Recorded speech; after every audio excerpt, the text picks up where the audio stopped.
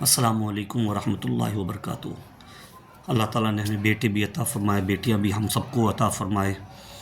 بیٹیوں کو ضرور اس بات کا بارے میں جانکاری دینا آپ سب کی ذمہ داری ہے کہ بیٹی تم برکت بھی ہو، تم رحمت بھی ہو، تم جنت بھی ہو، تم سب کچھ ہو، مگر یہ سب کچھ جبھی ہو جب تم طریقے سے دنیا میں زندگی گزارو گی۔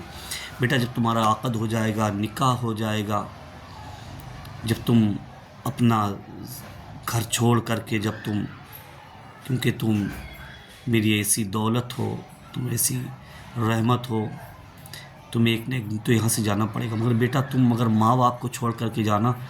جب تم سسرال میں قدم رکھنا، تمہارے والدین کو ہمیشہ دنیا یاد کرے گی کہ تم کس کی بیٹی ہو، تم کس کی بیٹی ہو، تمہاری ماں کا نام کیا، تمہارے باپ کا نام کیا۔ تم ایسا کام جا کر کے سسرال میں انجام دو، تم ماں باپ کو چھوڑ کر کے جا رہی ہو تو ساس و سسر کی شکل میں اللہ تعالیٰ نے وہ تمہیں ماں باپ عطا فرمائے۔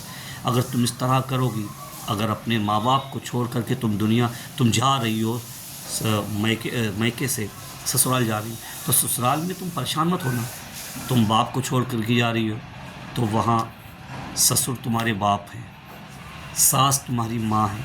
اس طرح تم قدر کرو گی تو تم جو گھر چھوڑ کر کے جا رہی ہو، جو اپنے بھائیوں کو چھوڑ کر کے جا رہی ہو، تم ایک گھر میں جا رہی ہو، تمہارے گھر میں کوئی دوسری آ رہی ہے، تو پھر تمہارے گھر میں بھی جیسا آپ کرو گے ویسا آپ کے ساتھ ہوگا۔ تو تم جا کر کے قدر کرنا سیکھو۔ سسرال میں تمہیں دیور بھی ملیں گے، جیٹھ بھی ملیں گے، نند بھوجائی بھی ملے، سب ملیں گے، ان کے ساتھ طریقے کے ساتھ زندگی گزارو۔ اور یہ والدین کو چاہیے کہ بچپن پہ ہی اپنے بچوں کو یہ بات بتایا کریں۔ اس گھر کا ماحول کبھی خراب نہیں ہو سکتا۔ آج ہوتا کیا ہے، جب ہماری بچیاں جاتی ہیں سسرال میں، ان کے پاس اینڈرائڈ موبائل ہوتا ہے، اب وہ چھپ چھپ کے بات کرتی ہیں۔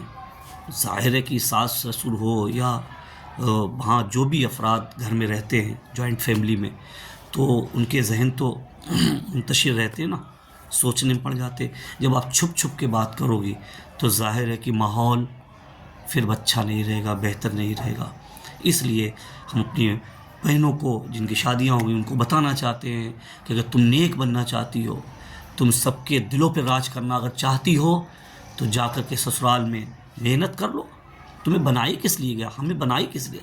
ہر ایک انسان کو بنائی اس لیے گیا، عقل سلیم اللہ نے دی ہے، وہ انسان ہے، اسے محنت کے لیے، کام کے لیے، عبادت کے لیے، سب کچھ کے لیے۔